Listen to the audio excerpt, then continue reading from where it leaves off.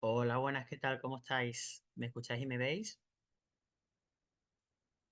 Aprovecho para saludar a los que estáis conectados en directo. Fanny Giovanna, Grace Priscila y Marta Puyol, bienvenidas. Y bueno, un saludo también para los que os conectáis en diferido.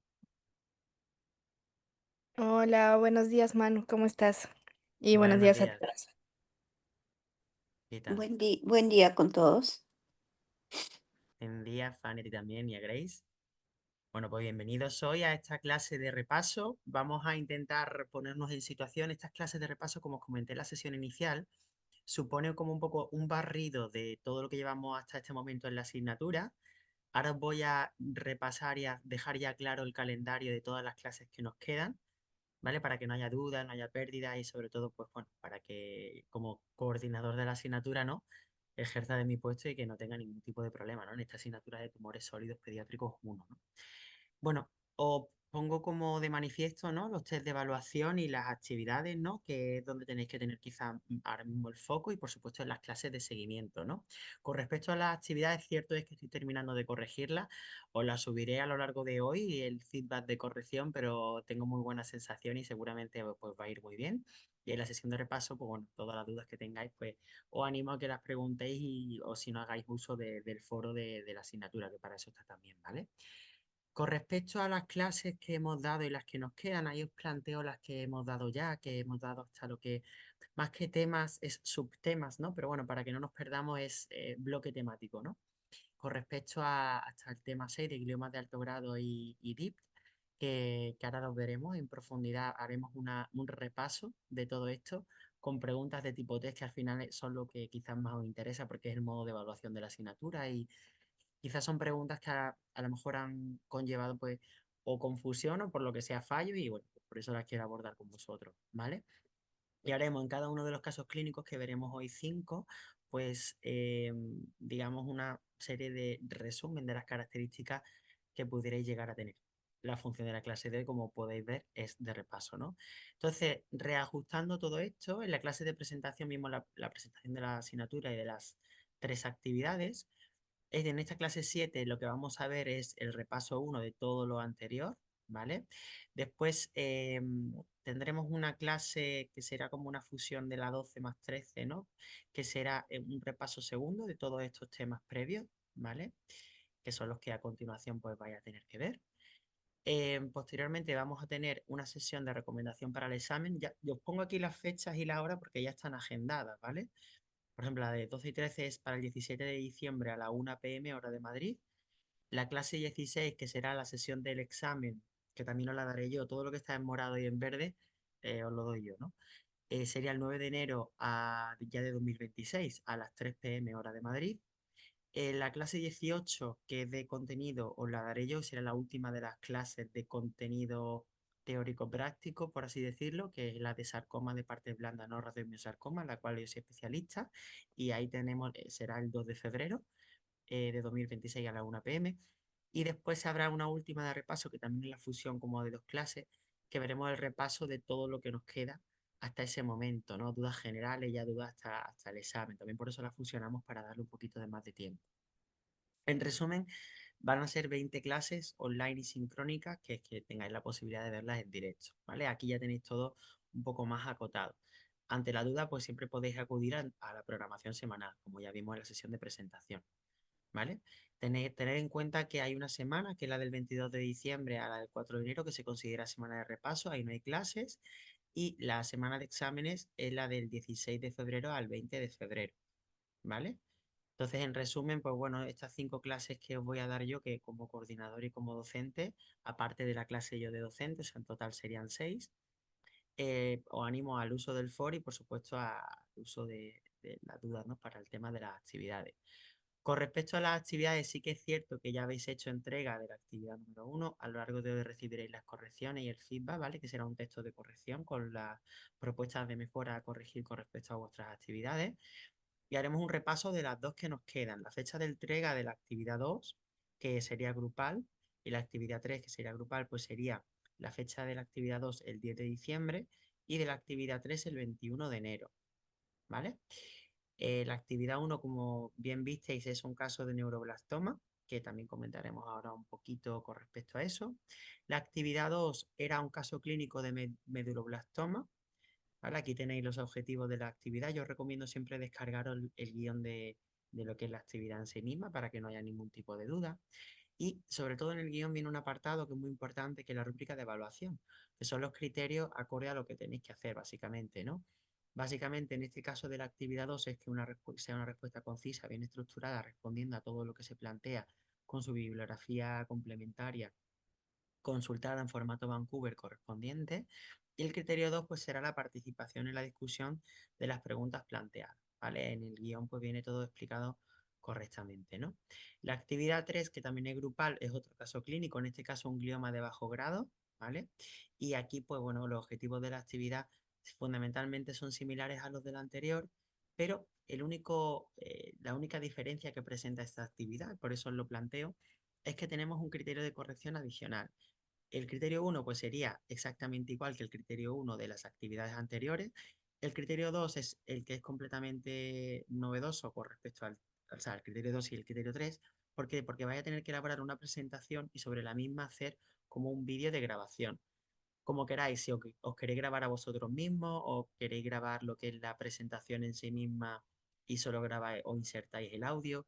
De cualquiera de las maneras, si tenéis duda con respecto a cómo se hace eso, pues si queréis me lo podéis plantear por el foro y os doy asistencia, ¿vale? Yo me dedico también a divulgación científica y todo el tema de edición de vídeos por suerte o desgracia, porque a veces cuesta un poquito, entiendo un poco, ¿no? Entonces os puedo indicar, ¿vale?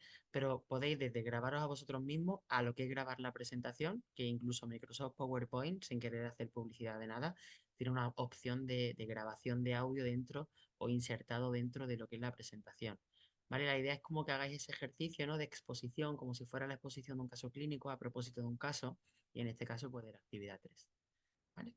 Eso con respecto a las actividades, aquí tenéis el resumen de la puntuación de cada una de ellas, ¿vale? Que se supondría la parte de evaluación continua. Y aquí tenéis la fecha del examen final en convocatoria ordinaria y en convocatoria extraordinaria, que quizás es interesante que lo sepan, ¿vale? Bueno, entonces en la clase de hoy sí que nos compete pues o repasar estos 6 temas que ya hemos abordado, que fundamentalmente son los 2 bloques del tumor del sistema nervioso central, ¿vale? Básicamente la biología de los gliomas de bajo grado, los tumores intracraneales de células germinales, el meduloblastoma, el ependimoma, el ATRT y otros tumores embrionarios, el glioma de alto grado y el DIPG, ¿vale? Entonces, para ello vamos a ver 5 casos clínicos, vamos a intentar abordarlo de alguna manera. A partir de la estructura va a ser exposición del caso clínico, algunas preguntas de tipo test que si podéis participar en directo sería genial. Y si no, pues bueno, os doy un tiempecillo para que lo pauséis cuando lo veáis en diferido y respondáis, ¿vale? Y os sirva. Y posteriormente, pues un resumen de ese subtipo patológico o patognomónico tumoral y algunas guías que podéis encontrar, sobre todo a nivel molecular, que es lo de que quizás os puedo dar un poco más de luz con respecto a esto, ¿no? Porque entiendo obviamente de la parte clínica, pero soy especialista quizás de la parte más de biología molecular y biología celular y tisular de los tumores, ¿vale? Entonces, este caso clínico 1, hablamos de un paciente de 12 años que acude a urgencia por vómito matutino y con cambios posturales, somnolencia y cefalea. Se realiza un TAC de cráneo que muestra, como podéis ver ahí, ¿no? De alguna manera unas lesiones que pueden ser coherentes, ¿no? Con la parte de este foco tumoral con hidrocefalia, ¿vale? Entonces se realiza una ventriculostomía endoscópica por urgencia y de alguna manera a partir de ahí se completa ese estudio con una digamos, con una resonancia magnética cráneoespinal, ¿no? Se realiza una cirugía de resección completa macroscópica con esa resonancia magnética postquirúrgica sin resto tumoral. En ese sentido, éxito, ¿no? Entonces, planteamos la primera de las preguntas. ¿Cuáles de las siguientes opciones no sería esperable ante el hallazgo de una tumoración en fosa posterior? Os la leo. La A, que sería astrocitoma pilocítico, la B, que sería el DIPG, la C, que sería el méduloblastoma, y el D, que sería el ependimoma. No sé si queréis participar en directo o no. Es completamente opcional, ¿eh? No pasa nada si no participáis. Ya digo, la manera de participar, si queréis hacerlo, es escribiendo por el chat, ¿vale? Hola Manu, ¿me escuchas bien? Sí, mira, Grace, para facilitar esto, porque si no la clase se nos puede alargar, contestad Listo. si no os importa por el chat, ¿vale? Cuando os plantee la pregunta A, B, C, D o directamente lo que es el título. Ah, Si ok. no te importa, gracias. Bueno, Gracias. Venga, pues comentamos, dice Fanny Medulloblastoma y Marta Ependimoma, Grace la B, que es el de IPG, pues vamos a salir de duda porque hay como un poco de heterogeneidad, ¿no? Bueno, en este caso sería la B, ¿vale? Que es el tipo de tumor cerebral conocido como glioma pontino intrínseco difuso, ¿vale? Del inglés diffuse intrinsic pontine glioma, que bueno, que como bien sabéis es un tumor maligno que se forma en el puente del tronco cefálico, ¿no? Con los datos que os he proporcionado, cierto es que nos haría falta a lo mejor algún dato adicional, ¿no? Para llegar a clasificarlo como tal, ¿vale? Pero bueno, así os lo planteo. La siguiente de las preguntas, ¿vale? Ahora abordaremos lo que es este tipo de caso clínico para que no haya duda. Es señala lo correcto sobre el meduloblastoma. A ver qué se os ocurre. ¿Vale? Bueno, la leo. La A es el tumor del sistema nervioso central más frecuente en pediatría. La B, la aparición de metástasis fuera del sistema nervioso central es frecuente. La C, el subtipo clásico es el más frecuente. Y el D, no es necesario realizar evaluación de la extensión a médula espinal en el diagnóstico.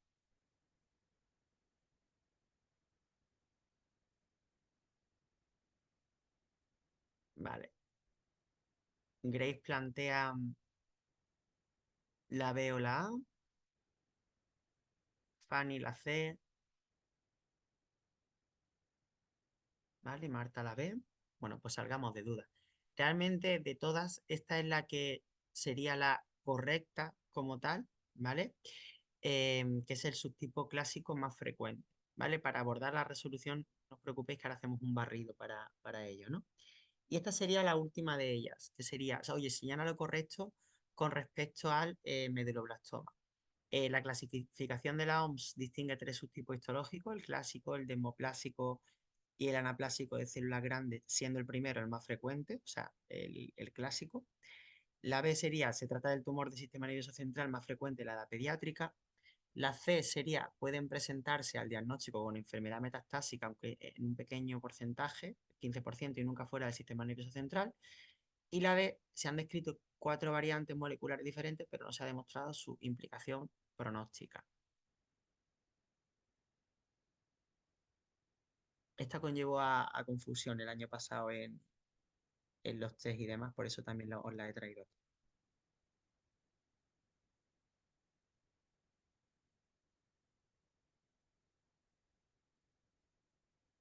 ¿Vale? Planteáis la B, la C, bueno, pues vamos a salir de duda.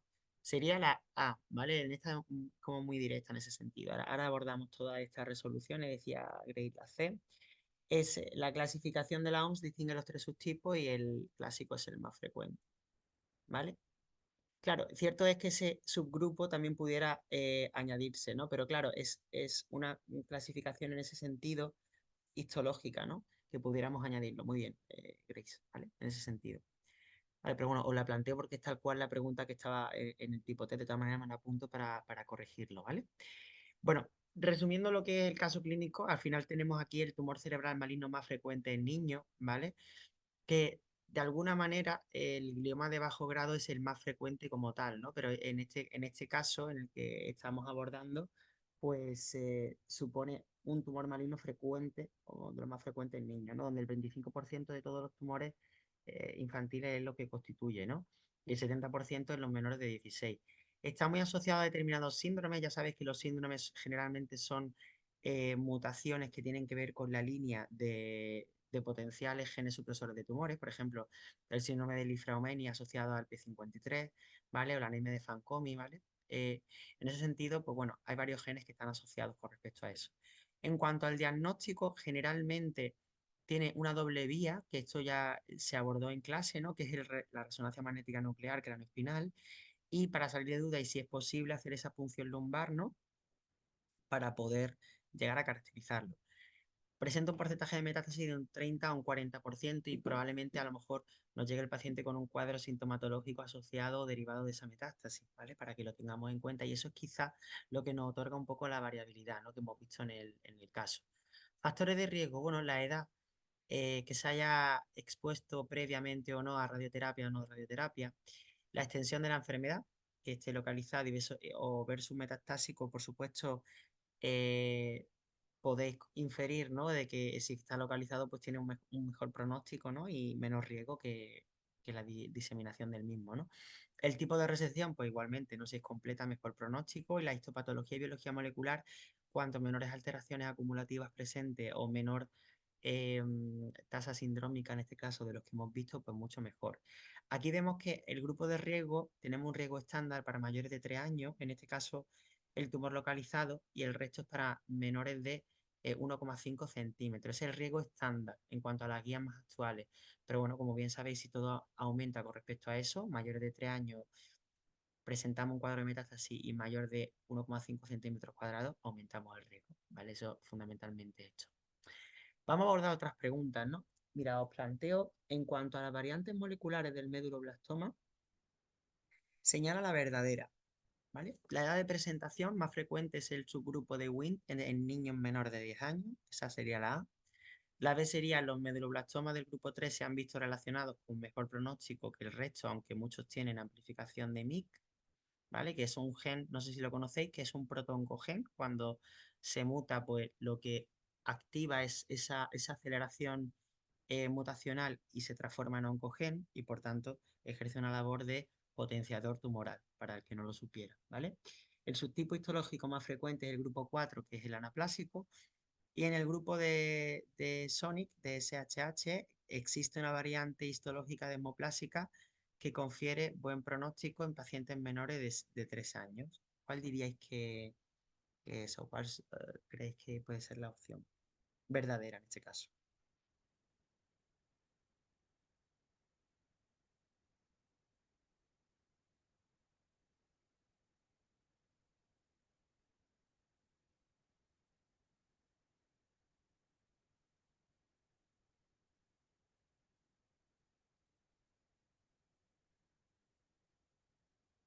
¿Vale? Comentáis la D,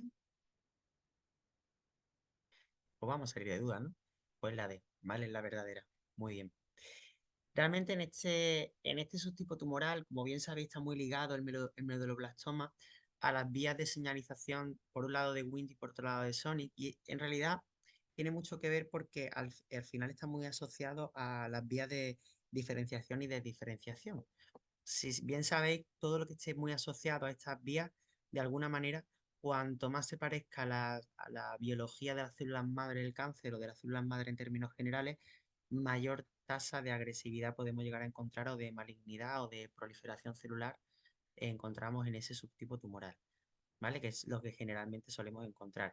Está muy ligado eso a la vía de Wnt, a la vía de Sonic, y por eso se establecen estos 4 subgrupos y fundamentalmente a el acúmulo de mutaciones que pudieran alterar al gen MYC en pro de ser un oncogen más que un protooncogen, ¿no? Porque las funciones biológicas de MYC sí son la proliferación celular o esa inducción de proliferación celular, pero de alguna manera cuando ese acumulativo de mutaciones hace que su función como tal se desregule en pro de un oncogen, pues ya tenemos las manifestaciones clínicas de esto, ¿no? De hecho, hay una serie de actualizaciones que en esta acta de Neuropathology del 2019 se establecen del meduloblastoma hasta 8 subtipos tumorales diferentes, ¿no? Cierto es que es verdad que los 4 clásicos son los que habitualmente se suelen utilizar más en la clínica, pero debemos de tener en cuenta que hay estos 8 subgrupos que en cuanto al diseño de terapia dirigida es donde están enfocándose las nuevas vías de investigación y creo que es interesante que conozcáis, ¿vale? Os recomiendo echar un vistazo a este artículo para que podáis profundizar con respecto a esto, ¿no?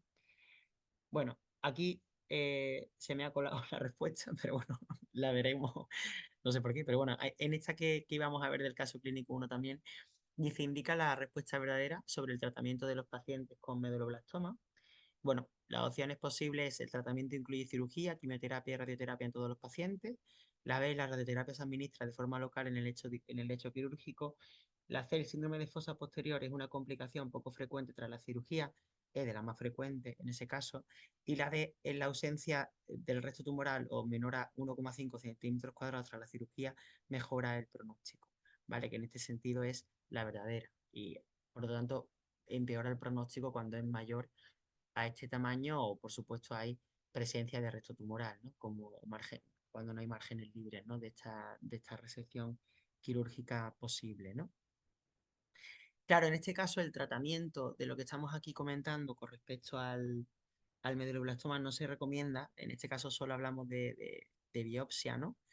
Y sobre todo hay una resección completa total o casi total en el que de alguna manera eso nos mejora el pronóstico, ¿no? Y en este caso sería muy, muy interesante, ¿no?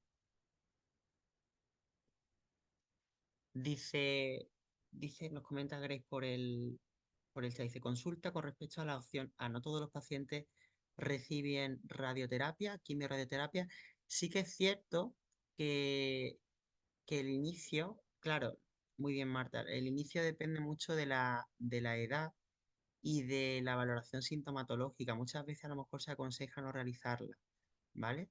Sí que es cierto que cuando acompañamos radioterapia, que justamente aquí lo vemos, ¿no? Para tratar esas secuelas neurocognitivas también y para evitar en alguna medida el síndrome de fosa posterior que ocurre en un 25% de los casos, ¿no? Aquí tenemos, ¿no? Este boost en la fosa posterior y evitarlo en ese caso de en niños que sean menores de 3 5 años, ¿no? Entonces esto es un poco la guía, ¿no? Claro, pero claro, tampoco es algo matemático, eso sí requiere una valoración general, ¿no? Pero bueno, va asociado a la edad, ¿vale? Sobre todo por cuestiones que tienen que ver con desarrollo neurocognitivo, ¿vale? Y bueno, y por supuesto la afectación, el grado de afectación, ¿vale? Muchas gracias por la participación. ¿Vale? Entonces va ligado eso a cirugía, radioterapia y quimioterapia, radioterapia en los casos en los que se pueda aplicar, ¿no? Y por tanto hay una adaptación al tratamiento según el grupo de riesgo, como muy bien habéis respondido. En menores de 3 años, pues en este caso hablamos de quimioterapia de inducción y altas dosis de quimioterapia con rescate de progenitores autólogos, ¿vale? Eso es otra de las cuestiones que solemos tratar. Y claro, es un tumor de una sola oportunidad, es decir, que tiene una supervivencia baja a largo plazo en los que han recibido esa radioterapia previamente, ¿vale? Y está cambiando los protocolos con respecto a los de segunda línea. El protocolo MMMAT, ¿vale? Es un protocolo que habla de las siglas en todo momento, hablamos de Metronic Multitarget Anti-Angiogenic Therapy, que es una terapia metronómica, ¿no? Donde hablamos de medicamentos a dosis baja, pero administrados de manera continua. Por lo tanto, nos beneficiamos de ese acumulativo de dosis, ¿vale? Además, hablamos de que tiene un componente multiblanco, es decir, que actúa sobre varias vías del crecimiento tumoral, varias vías de traducción de señales que alteran al tumor en su base molecular. Y también supone el componente antiangiogénico, es que bloquea o busca bloquear, que eso es lo que intentaremos ver si se consigue, la formación de vasos sanguíneos que alimentan el tumor. Pero debéis saber que este al final es un tratamiento en cierto modo experimental, no aplicado en todos los países y en España pues muchas veces se aplica por supuesto en estos tumores cerebrales pediátricos recurrentes o refractarios en el bloque del meduloblastoma, también en el ependimoma y también en gliomas de alto grado, ¿vale? Incluso a veces, también lo he visto en algunos artículos, ¿vale? Ahí ya quizá vosotros podéis indagar también si en la clínica, depende del hospital, se puede aplicar. Imagino que será según un protocolo de terapia experimental en terapia de rescate del DIPG, ¿vale? Como tal, en muchas guías aparece como que no se considera un tratamiento estándar, sino una opción compasiva o de ensayo clínico, ¿vale? Depende también en muchos casos de su aplicación del criterio, por supuesto, oncológico, ¿vale? O del equipo multidisciplinar que estemos valorando, ¿vale? Pero consideré importante el mencionarlo, ¿vale?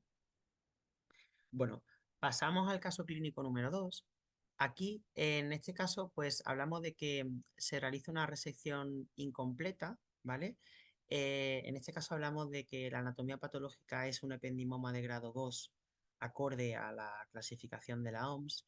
Y en esta resección incompleta hablamos de un resto tumoral en un ángulo pontocerebroso izquierdo con efecto de masa sobre el cerebelo, ¿vale? Y la masa pues la tenemos ahí, ¿vale? De 23 por 35 por 35 milímetros.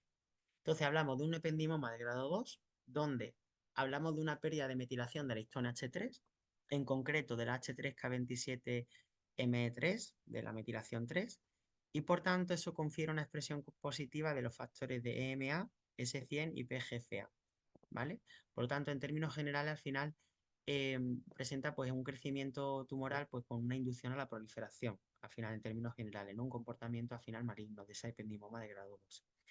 Se complementa el estudio con una resonancia magnética nuclear espinal y con una punción lumbar que son normales, en ese sentido, pues o sea, aporta datos de un rayito de luz, ¿no? Con respecto a un buen pronóstico, y se incluye en el ensayo de SIOP de ependimoma 2, ¿vale? Que no sé si lo sabéis, pues es un ensayo que sigue en curso con respecto a esto, que os aconsejo si queréis darle una visionada a este ensayo de cómo se encuentra, ¿no? Con respecto al ensayo clínico. ¿Vale? Bueno, con estos antecedentes, ¿no? Y con respecto al ependimoma, os planteo esta pregunta, ¿no? De tipo test, que sería, ¿cuál de las siguientes afirmaciones es correcta con respecto al ependimoma? La opción A sería, se trata del tercer tumor más frecuente del sistema nervioso central en pediatría. Esta tiene varias determinada controversia, a ver si seguramente controlaréis, pero bueno, matizaremos con respecto a esta respuesta. Hasta un 50% pueden ser intraespinales, causan hidrocefalia con frecuencia y las opciones A y C son correctas.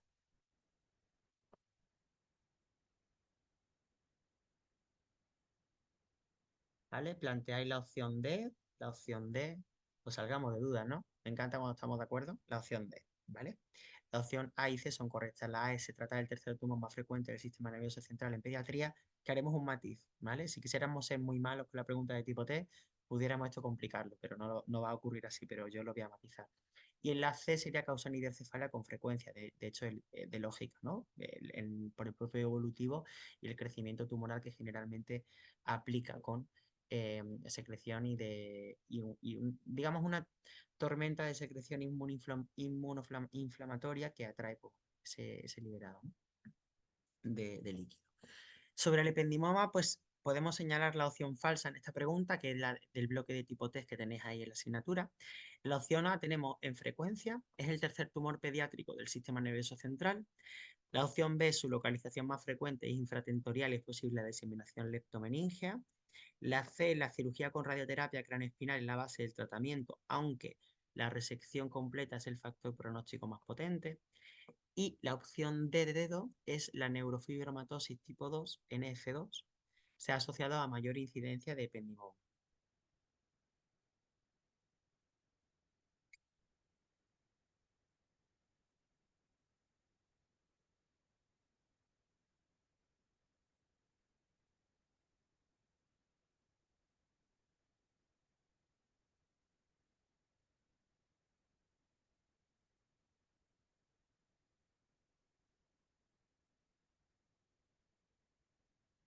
Vale, nos comentáis, dice la A, la C, pues bueno, vamos a salir de dudas, ¿no? La opción correcta, dice Marta, la C, vale, estupendo, pues sería la C, ¿vale? La cirugía con radioterapia craneoespinal es la base del tratamiento, aunque la resección completa es el factor pronóstico más potente, ¿vale? Ahora veremos por qué esa cuestión con respecto a que es el tercer tumor pediátrico del sistema nervioso central más frecuente, ¿vale? Porque hay un poco de controversia con esto. Entonces, sobre el ependimoma señalamos la falsa y en esta nueva pregunta pues sería la A, la neurofibromatosis de tipo 2, la NF2 asocia a mayor incidencia de ependimoma. La B, el gen de fusión YAP1 en tumores supratentoriales tiene un buen pronóstico. La C, el gen RILA1, perdón, RILA1, que lo escucho muchas veces así, RILA1 no tiene implicación pronóstica. Y la cirugía con resección completa, el factor pronóstico más potente.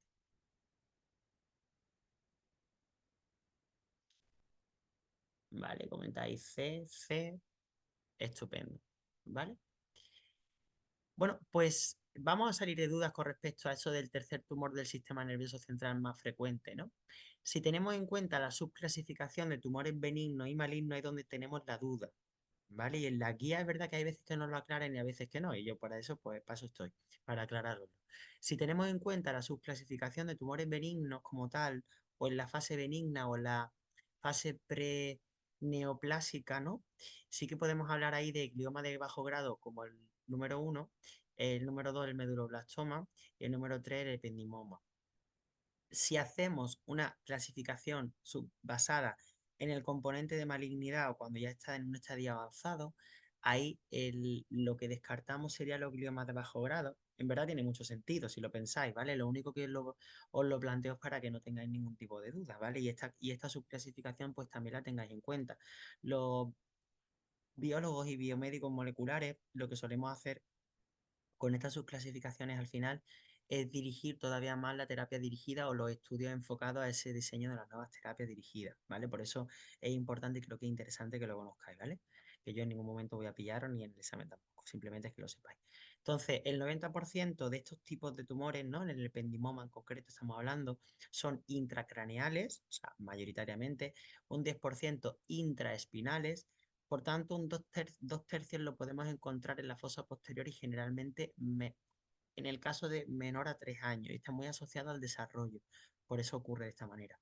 Los espinales son más frecuentes en adultos jóvenes y adolescentes. E igualmente están implicados por el propio desarrollo, ¿vale? Y en este caso, por la adolescencia, ¿no? Esa biología del desarrollo de esa proliferación más avanzada y que por eso se puede migrar o acontecer el crecimiento tumoral en esta zona, ¿no? El 50% ocurre en menores de 4 años y la supervivencia ronda en torno al 50-70%. En ese sentido, pues un dato muy esperanzador, ¿no? Aquí en esta guía, que la tenemos del año 2015, ¿vale? Con respecto a la clasificación molecular del ependimoma, hablamos de la compartimentalización de los mismos porque es muy importante teniendo en cuenta pues, si es el grado espinal, si es la fosa posterior o si es supratentorial, ¿vale? Aquí en estos avances moleculares hablamos de subgrupos moleculares de gran importancia con respecto al pronóstico y al componente terapéutico. Yo aconsejo que reviséis esta publicación, pero os quiero hacer un matiz con respecto al subestadio el que se denomina en el artículo como subependimoma, ¿vale? Es en aquellos en los que aparece este punteado de color verde, aparece como este subestadio, ¿vale? Que podemos hablar de que es un estadio de menor grado histológico con mejor pronóstico con una cirugía o una resección completa y total se suele solucionar, ¿vale? Para que lo tengáis en cuenta este estadio con respecto a que se encuentra dentro de cada uno de ellos, ¿no? Como fase previa a, no si pudiéramos llegar a encontrarlo, pero en sí mismo es una entidad, que aquí lo vemos que está en el color morado, ¿vale? Entonces, el tratamiento, pues aquí lo tenemos como cirugía, hablamos de una resección completa sin secuelas neurológicas, ¿vale? En este sentido, de alguna manera la radioterapia no está indicada a nivel cráneoespinal, salvo diseminación leptomeningia, y esto por supuesto en oncorradioterapia, pues bueno, habría que hacer un abordaje multidisciplinar, también os digo, y la quimioterapia cuando es resto tumoral o diseminación, pues hay controversia en resecciones completas, ¿vale? Entonces aquí en este tipo de tumor, pues sí que se hace muy necesario, como en todos estos tipos de tumorales, ¿no? Pues equipo multidisciplinar para llegar a cabo a un consenso con respecto a esto. Bueno, pues pasamos al caso clínico 3. Aquí vemos a un paciente de 18 años, de origen chino, que presenta, en este caso, vómitos esporádicos durante un mes, poliuria, polidipsia y cefalea. Acude a urgencia donde se diagnostica pues una de diabetes insípida, ¿no? En la exploración y destaca la hemianopsia homónima izquierda, ¿vale? En la resonancia magnética nuclear, pues tenemos un tumor supraselar hipotalámico que afecta al tuber cinereum, ¿vale? A los cuerpos laminares, al tallo hipofisiario, al quiasma y a recesos anteriores del tercer ventrículo e hipófisis. Segundo foco a nivel pineal con diseminación subependimaria intracraneal.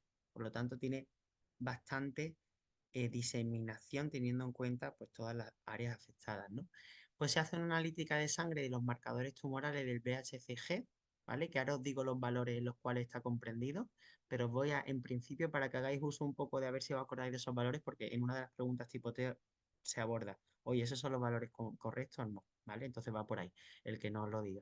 Entonces, los valores que tiene de BHCG, que es uno de los marcadores que se mide específicamente en este tipo de tumoración, es 110,4 mil unidades internacionales por mililitro y la alfa-fetoproteína la tenemos en valores de 438 nanogramos mililitro, ¿vale? Bueno, pues en este caso, ¿cuál sería la actitud más correcta para proceder ante este paciente? ¿Vale? Os propongo la opción número A que dice completaría el estudio con resonancia magnética espinal y una punción lumbar e iniciaría tratamiento con quimio. La B es realizaría biopsia del tumor para comprobar la histología e iniciar la quimio. La C realizaría una resonancia magnética espinal en punción lumbar, perdón, una punción lumbar y una biopsia del tumor para comprobar la histología e iniciar el tratamiento. Y la D, realizaría una resonancia magnética espinal, una punción lumbar para completar el diagnóstico, la cirugía del tumor, intentando siempre una resección completa, y en función del resultado se continuaría con quimioterapia más menos radioterapia. Eso sería más opcional. ¿Qué opción creeríais que puede ser la más correcta en este caso? ¿Vale? Respondéis por el chat la opción A. No sé si alguien más quiere responder.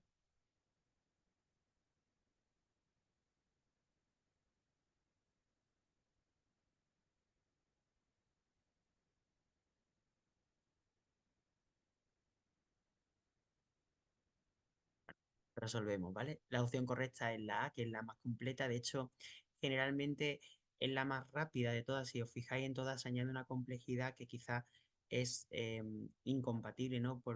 En primer lugar, por la localización tumoral y en segundo lugar, porque las resecciones en este caso pues, pueden no ser viables, ¿no? Entonces, en este caso, pues claro, se completó el estudio con una resonancia magnética nuclear espinal, punción lumbar, que fueron negativos. En ese sentido, pues buen pronóstico. Aquí seguimos, generalmente en la guía lo que nos aparece, ¿no? Es como este evolutivo de marcas de sí, ¿no? Y continuamos, ¿no? Que suele ser interesante. Segundo, se inició el tratamiento según el SIOP, ¿vale? Y de alguna manera va ligada, ¿no? A esta incisión en la punción lumbar, ¿no? En el grupo de alto riesgo.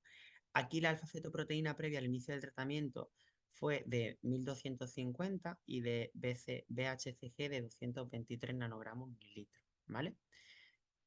Si os fijáis, aumentó, ¿no? Del BCG teníamos 110, la alfa-fetoproteína 400 más o menos, pues de la alfa-fetoproteína sube por 3 y del BHCG pues sube por 2, ¿vale? Por lo tanto, en ese sentido, pues al inicio del tratamiento, pues había mayores niveles, ¿no? De los mayores indicadores de este subtipo tumoral, ¿no? Aquí hablamos también de que señalamos en la pregunta tipo T, ¿no? Dice, señala la respuesta correcta respecto a los tumores de células germinales, que sería la A para el estudio necesario a la realización de marcadores tumorales en sangre y líquido cefalorraquídeo. B, el subtipo más frecuente son los tumores de células germinales no germinomatosos, siempre lo digo mal. En C es en los tumores bifocales con marcadores tumorales negativos, no es necesario hacer biopsia para el diagnóstico. Y la D sería los germinomas son mucho más radiosensibles que los no germinomas.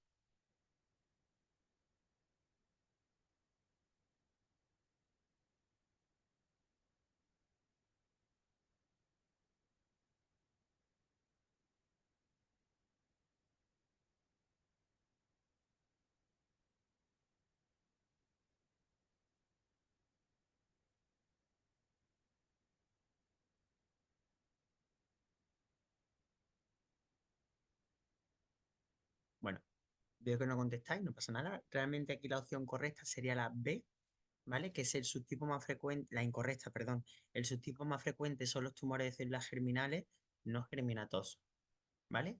Una cuestión con respecto a la radiosensibilidad.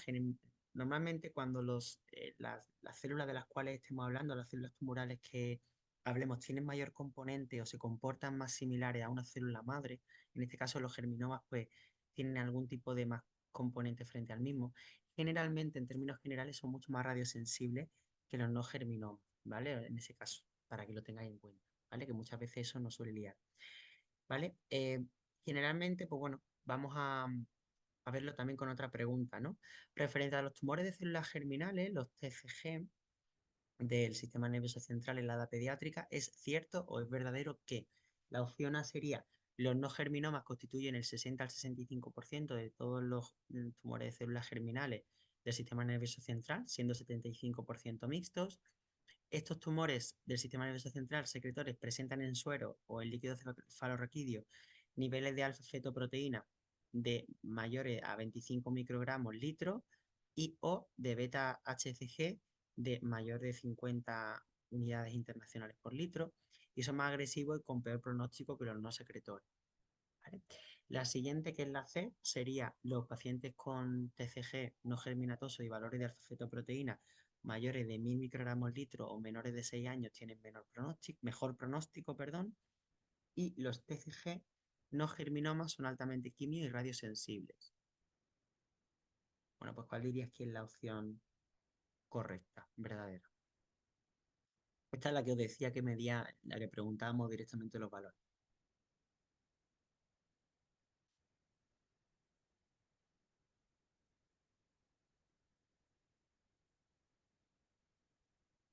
¿Vale? Comentáis la C, la C. Bueno, realmente la correcta en este sentido, ¿vale? Sería la B. ¿Vale? Aquí hablamos de que de este tipo de tumores presentan en suero los niveles de alfa-fetoproteína mayores de 25 microgramos litro y o generalmente y es los valores de beta HCG mayores de 50 unidades internacionales por litro. Por tanto, en ese contexto son más agresivos y con peor pronóstico que los no secretores, ¿vale? Esto es lo quizás más importante y que va muy ligado a los valores que tenéis que, bueno, de alguna manera saber o de alguna manera tener en mente, ¿vale? Porque entiendo que tener en mente todos los valores es muy complejo, ¿no? Pero bueno, que van de la mano estos dos marcadores y cuando tienen unos valores superiores a eso, pues generalmente están asociados a mayor agresividad. Este tipo de tumores germinales fundamentalmente está asociado a adolescentes y adultos jóvenes, fundamentalmente y según las guías a varones, ¿vale? Tiene que ver a nivel molecular por el componente de las vías hormonales, por eso lo de adultos jóvenes, ¿vale? Y desarrollo de la adolescencia. La clasificación, aquí hablamos del germinoma del 70% con marcadores tumorales negativos, ¿vale? Y no germinatosos, pues ahí en ese caso pues tenemos la parte de marcadores tumorales positivos específicos. La localización más frecuente, como ya comenté, generalmente es más pineal, pasamos a hipófisis y ganglios de la base. La clínica suele ser larvada con diabetes insípida, con mal rendimiento escolar, déficit visual, déficit hormonal, ¿vale? Ahí por eso que os comenté que se altera la vía hormonal. Un componente muy importante es el tema de los marcadores tumorales, que se hagan siempre en suero y en líquido cefalorraquídeo, y fundamentalmente los dos que os he comentado. El beta HCG, que elevación mínima en germinomas, aunque bueno, según la geografía de determinados contextos, puede los valores de referencia variar, ¿vale? En ese sentido, pues bueno, aplicad lo que en vuestro sistema sanitario se contemple para contemplar el grupo patognomónico de esta patología, ¿no? Se eleva más en líquido cefalorraquídeo, generalmente por proximidad, ¿no? Del tumor. En el alfa-fetoproteína hablamos aquí de que se elevan más en suero, ¿vale? Y la elevación de marcadores líquidos cefalorraquídeos no significa diseminación. En este caso leptomeningia, pero no significa diseminación, no va a una correlación, ¿vale? Los estudios generalmente aparece así. Los factores de riesgo en no germinatoso es las fetoproteínas mayores de 1000 nanogramos mililitros y la edad es menor a 6 años. Estos son los valores que sí quizás serían más relevantes que tuvierais en cuenta, ¿vale?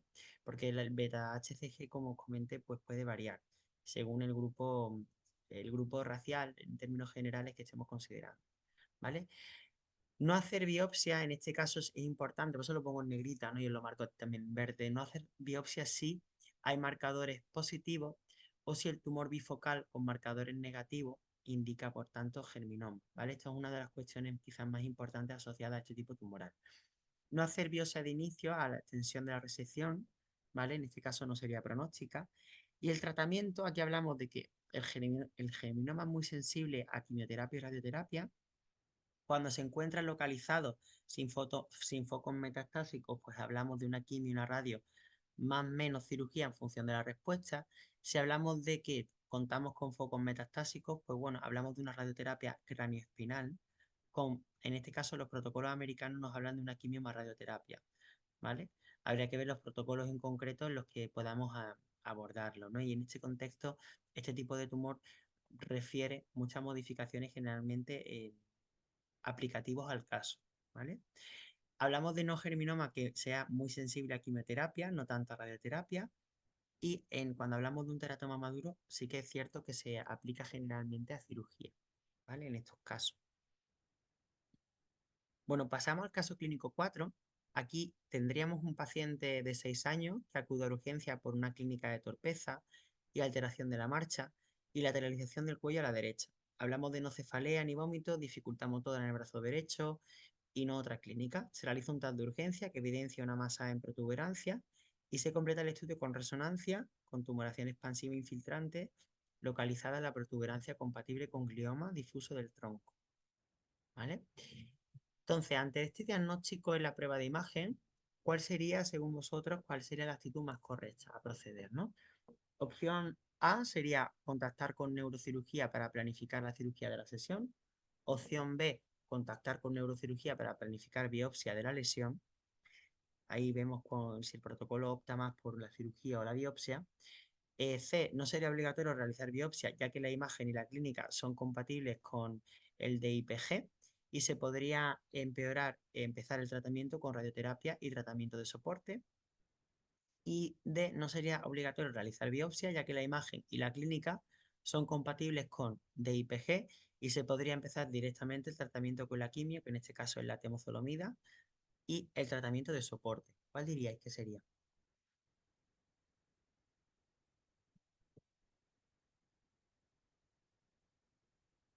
Vale, comenta Grace la C, Marta la C. Bueno, pues en este caso lo tenéis muy claro, ¿no? En la C, ¿vale? No sería obligatorio realizar biopsia. La clínica y la imagen son compatibles con el DIPG y se puede comenzar con el tratamiento de radioterapia y de soporte.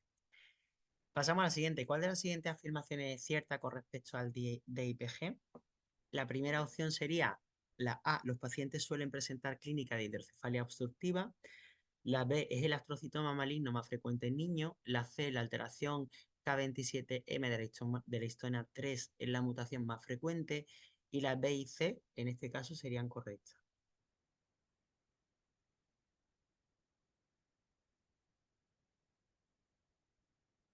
¿Vale? Comentáis la D.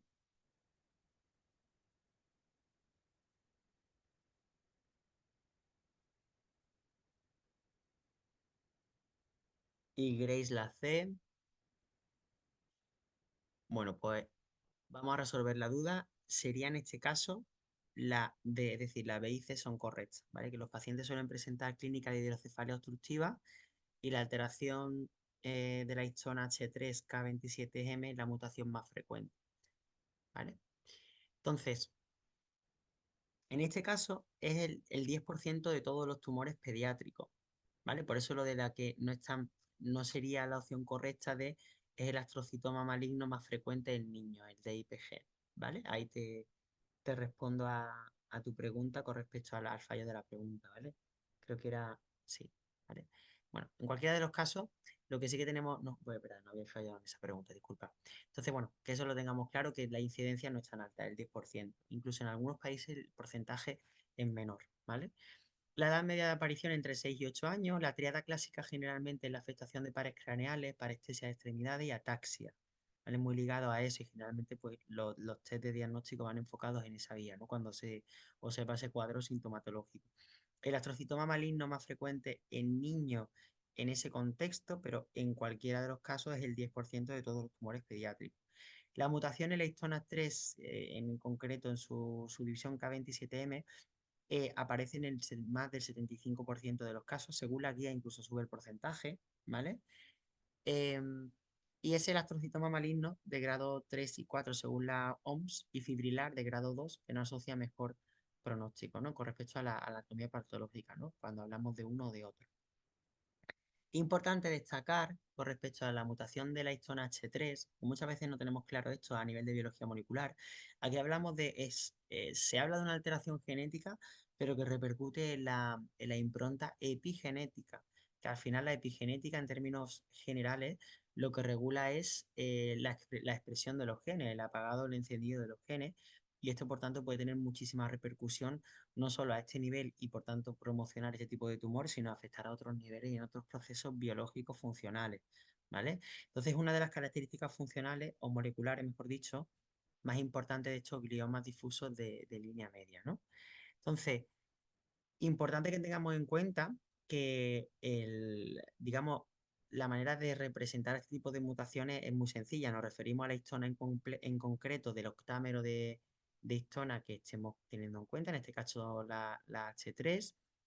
La K27 nos habla del aminoácido lisina, que se abrevia como una K, en la posición 27 de la histona.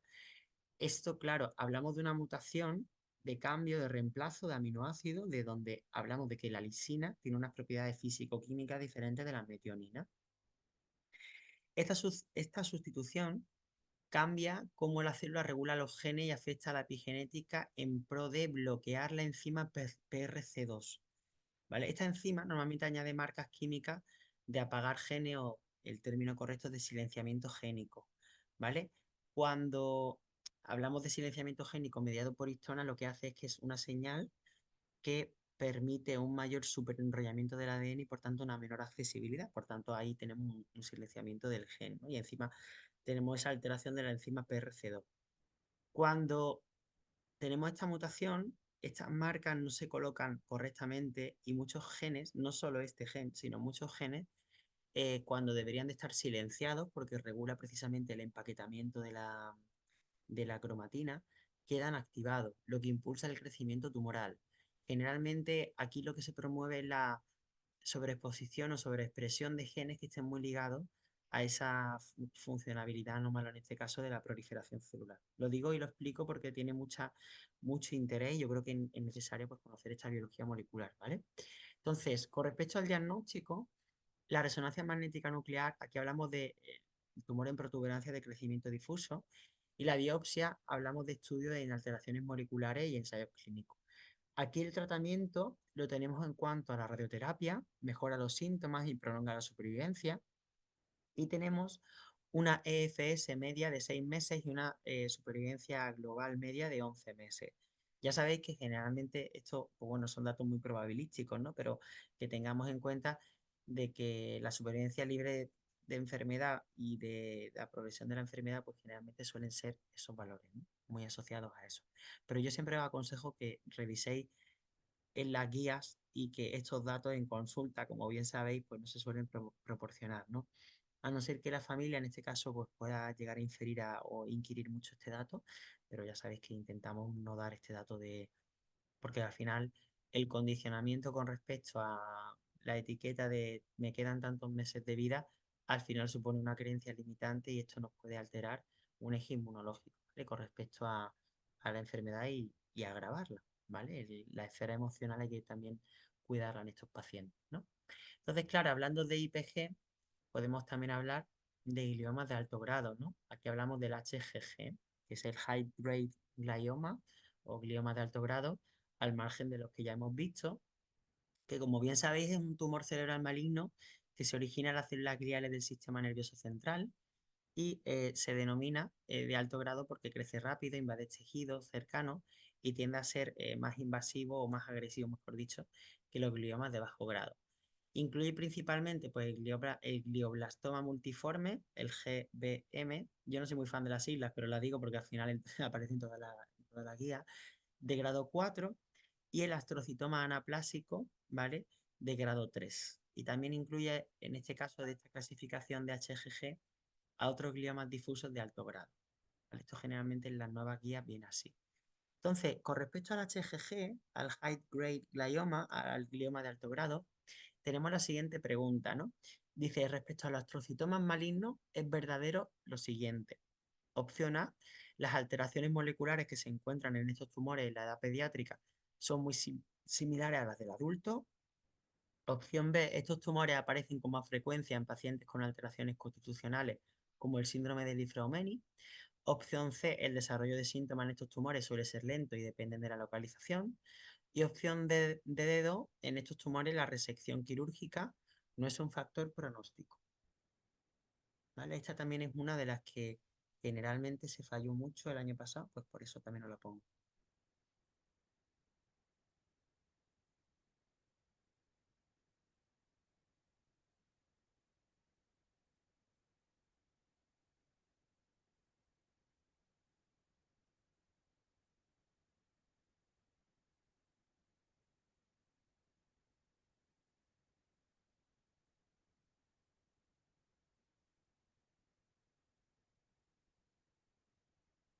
Bueno, en este caso, pues sería la opción B, Estos tumores aparecen con más frecuencia en pacientes con alteraciones constitucionales como el síndrome de Li-Fraumeni, ¿vale? Con respecto a esta opción. Disculpa, que hayan mandado una exclamación. Venga, perfecto. Pues sí, es la B, muy correcto. Muchas gracias por responder, Marta. Entonces, aquí tenemos en el HGG, pues diferentes alteraciones moleculares con respecto al adulto, ¿vale? Hay factores predisponentes detectables en torno al 10%. Ahora hablaremos un poquito sobre eso. Y claro, aquí tenemos precisamente la radiación, el síndrome de Li-Fraumeni, que está muy asociado a la sospecha de la alteración de P53 en el tumor. Como bien sabéis, P53 es el guardián del genoma, como bien se le apoda, y es el masterpiece necesario para la biología de todos los supresores tumorales. Falta P53 y es como que de repente el acelerador de la vía de los protoncogenes toma cabida, ¿no? O de otras señales que sean de corte proliferativo, ¿no? De inducción proliferativa. Entonces, podemos hablar de que hay un fenotipo normal, ¿vale? Puede haber una sospecha de alteración de este P53 que se mide a nivel inmunhistopatológico o a nivel molecular, pero generalmente inmunhistopatológico es mejor, y antecedentes familiares de tumores, ¿no? También hablamos del MMRS como manchas de café con leche, ¿no? Y que ahora os pondré una imagen por si tenéis algún tipo de duda en el diagnóstico, pero seguramente no. Pero bueno, os la pongo. Y buena respuesta a inmunoterapia, ¿vale? En ese caso hablamos de un fenotipo hipermutado.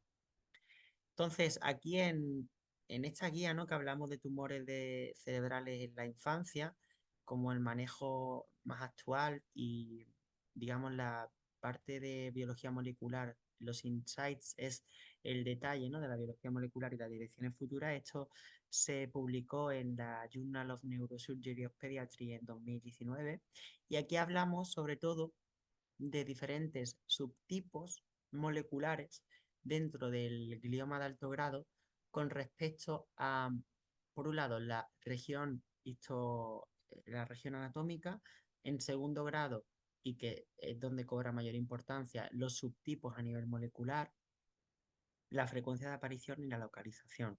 Y también añadimos una variable de edad asociada a todas esas alteraciones, ¿no?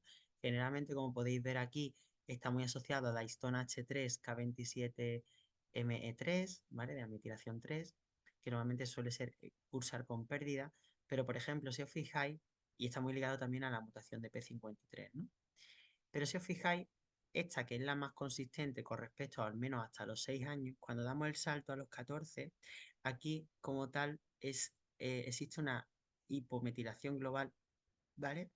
Y los genes que aparecen generalmente es P53 y ATRX. Aquí no hablamos tanto de la histona.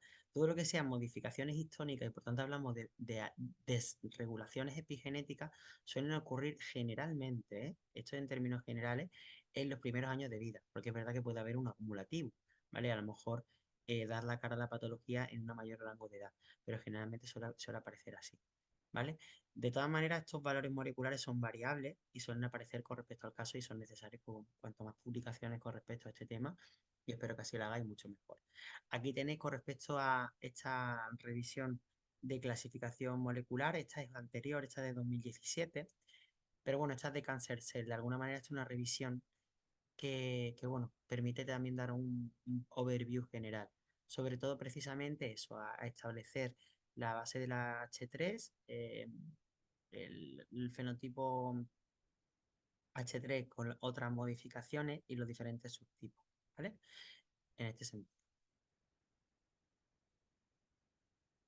¿Vale? Entonces, bueno, aquí el diagnóstico hablamos de una resonancia magnética craneoespinal. No está indicada la realización de biopsia, digamos, de extracción de líquido cefalorraquídeo, salvo en biopsia líquida, que por lo que sea, pues a lo mejor se considere observar alguna cuestión molecular abordada previamente, ¿no?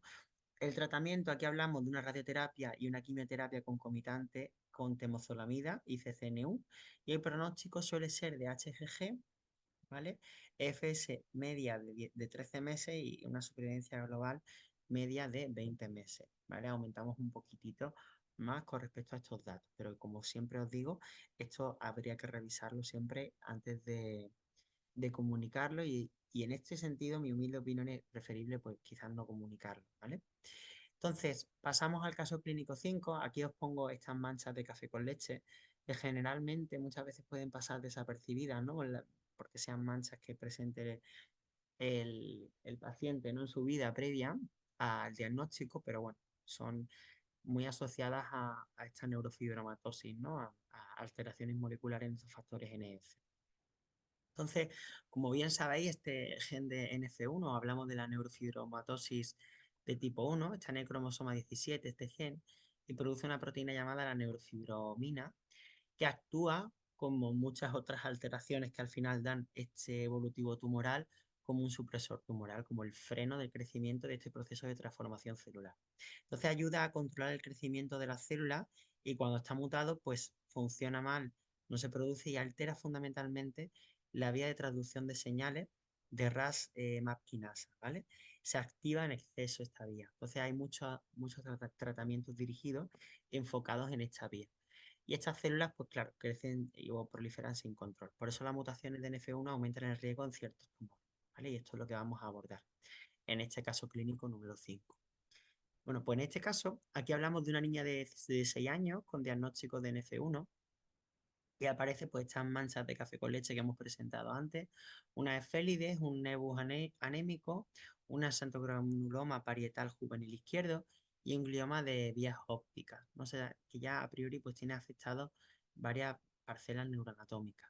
Aquí hablamos de un estudio genético confirmado donde fue derivada en noviembre del 2018 por crecimiento milimétrico de glioma en las vías ópticas por resonancia magnética nuclear.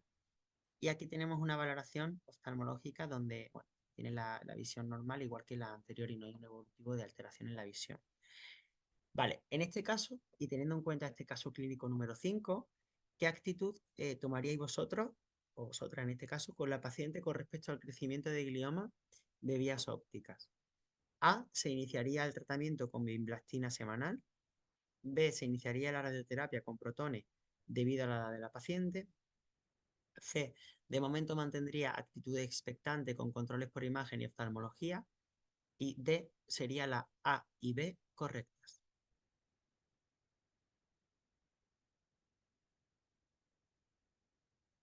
Vale, pues planteáis la C, la A, pues bueno, vamos a salir de dudas, ¿no? Sería la C, la correcta, ¿vale? De momento se mantendría la actitud expectante con controles por imagen y oftalmología, ¿vale? En este sentido. La siguiente pregunta, sobre el astrocitoma pilocítico, es el tumor más frecuente en los niños y en este caso, pues bueno, marca la opción que consideres correcta, ¿vale? Cada vez se conoce mejor la biología molecular de estos tumores y en el último año se ha descrito la alteración del GP53 o TP53 y mutaciones de la histona K27 o G34R en ellos. La B es conocida su asociación en pacientes con NF1, especialmente en forma de gliomas de nervio óptico. La C, a pesar de su grado bajo histológico, es posible que presenten enfermedad metastásica que se estima entre el 3 y 5% de los casos del diagnóstico y hasta un 10% de la progresión. Y la última es que las opciones B y C son correctas.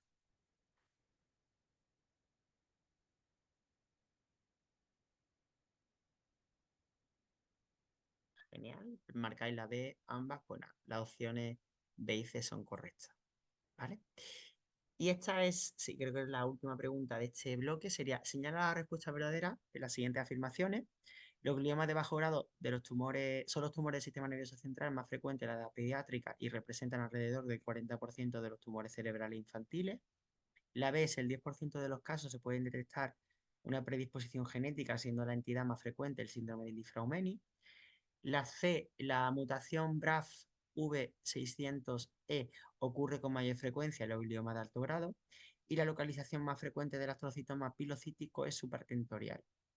Esta es de la dificililla también. ¿O no? Depende, porque al final esto es una lotería. ¿Vale? Venga, comentáis la A, pues es la A, ¿vale? Los gliomas de bajo grado son En este caso, los tumores del sistema nervioso central más frecuentes en la edad pediátrica y representan alrededor del 40% de los tumores cerebrales infantiles. Este dato es muy importante a nivel epidemiológico, ¿no? Al final, esto es lo que hemos descrito, ¿no? En esta última pregunta. Tumor más frecuente del sistema nervioso central en pediatría, 40% de todos los tumores cerebrales infantiles, y el astrocitoma pilocístico, pues uno de los que se lleva la palma, ¿no?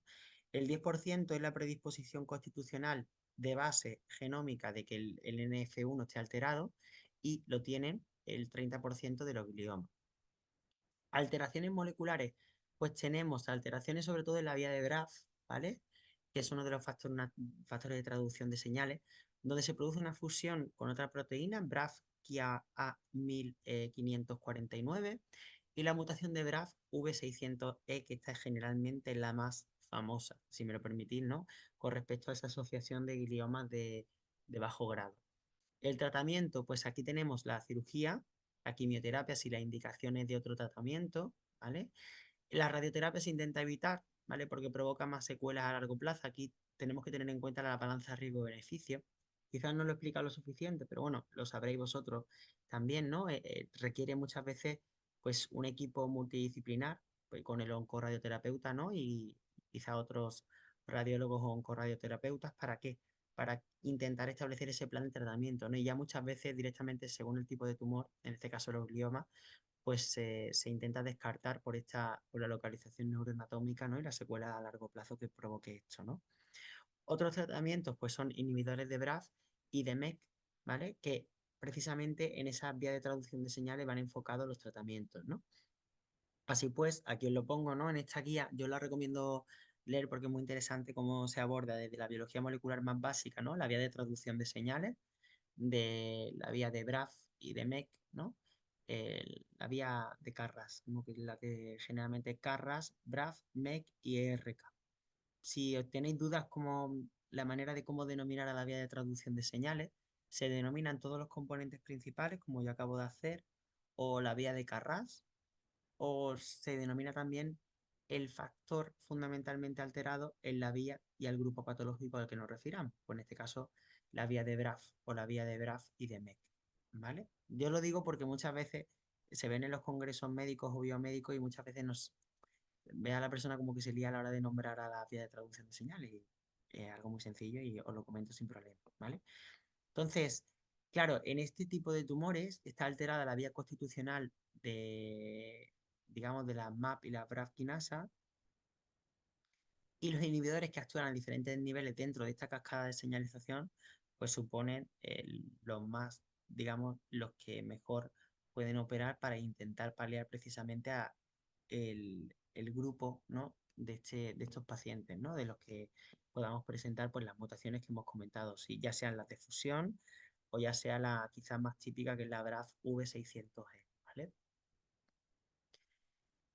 Entonces, claro, aquí se nos plantea la disyuntiva de a quién tratamos, ¿no? Con respecto a este evolutivo, ¿no? Pues generalmente cuando presentamos una progresión tras la cirugía, cuando no existe un riesgo neurológico o el menor posible tras una valoración neurológica, cuando los síntomas neurológicos de alguna manera son progresivos y no, digamos, no son agresivos o aparecen de manera eh, muy patente, y los síntomas visuales en ese sentido son progresivos y también moderados. Entonces, acorde también a esto, en cuanto a los gliomas de bajo grado en la neurofibromatosis de tipo 1, señala la respuesta incorrecta. La opción A sería la neoplasia más frecuente de esta enfermedad son los tumores del sistema nervioso central, junto a los neurofibromatomas periféricos. El glioma óptico es uno de los criterios diagnósticos de neurofibromatosis. La opción C, el tratamiento de los tumores del sistema nervioso central en la NF1 es similar al resto de gliomas de bajo grado, es decir, cirugía y en algunas ocasiones quimioterapia y radioterapia. Y la opción D, de dedo, el tratamiento se debe demorar hasta objetivar progresión clínica, radiológica y déficit visual.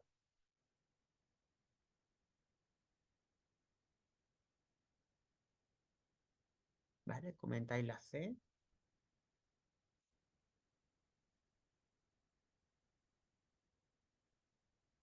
¿Vale? Y la C, pues salgamos de duda, pues la C correcta, ¿vale? El tratamiento de los tumores del sistema nervioso central en la NF1 es similar al resto de glioma de bajo grado, al final forma dentro del mismo grupo. Quizás pudiéramos hablar que es un subgrupo molecular, ¿vale?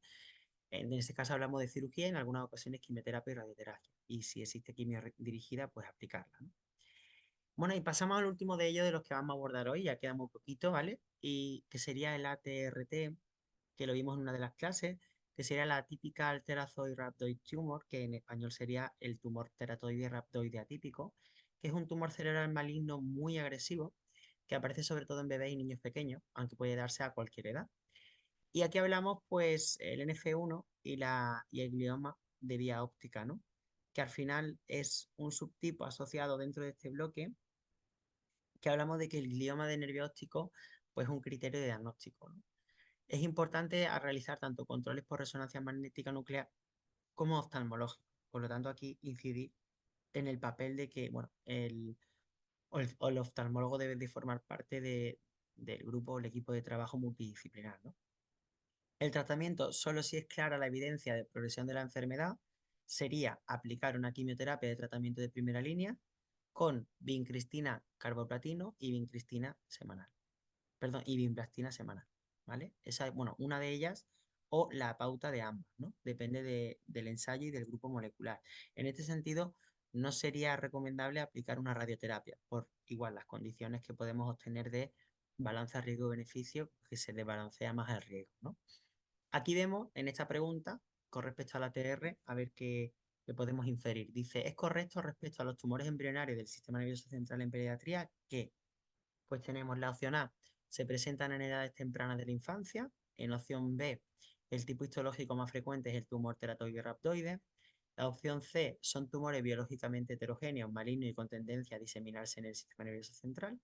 Y la opción D, causan una elevada morbilidad para el paciente, causando secuelas derivadas tanto de la cirugía como de la quimio y la radioterapia.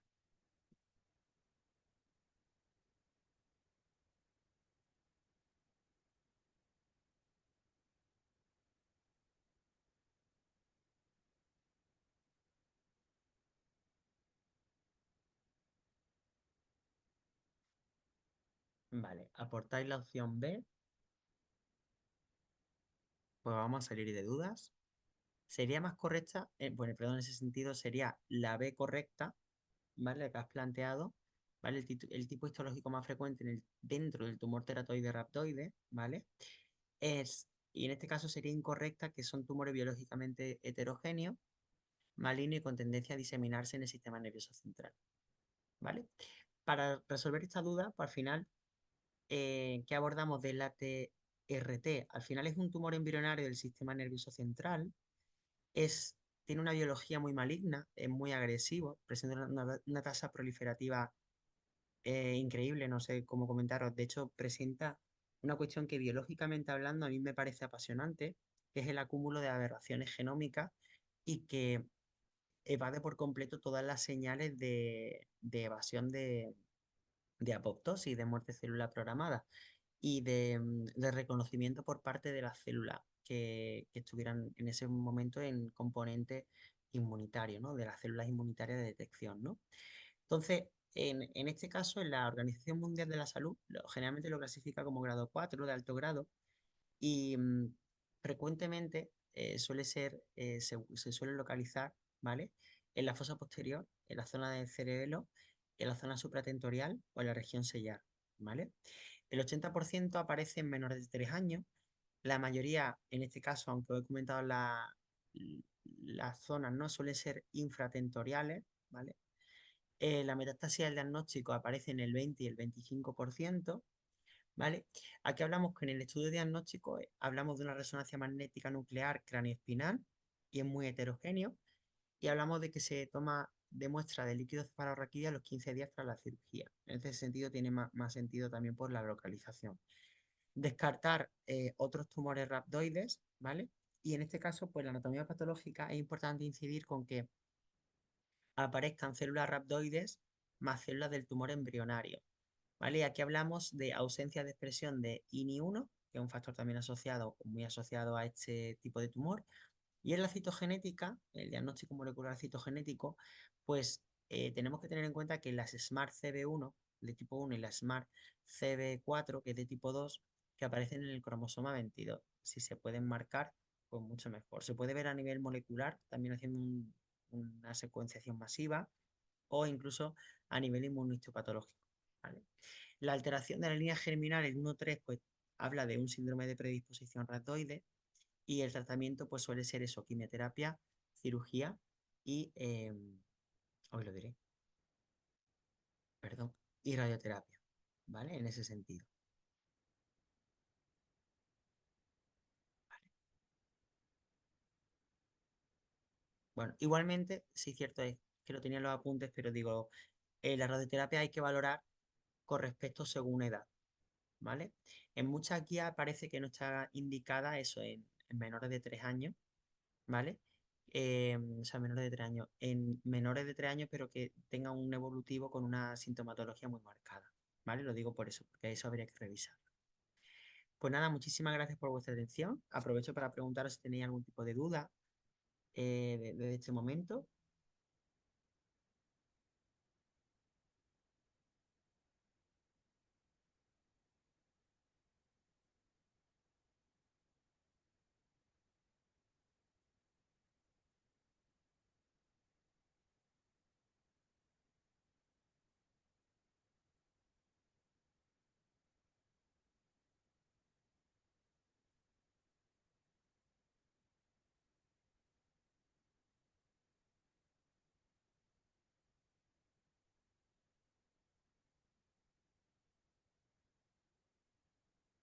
Vale, pues nada, muchísimas gracias a vosotras, las que estáis aquí conectadas en directo, Marta, Fanny, bueno, y un saludo a todos los que estáis en diferido y Grace.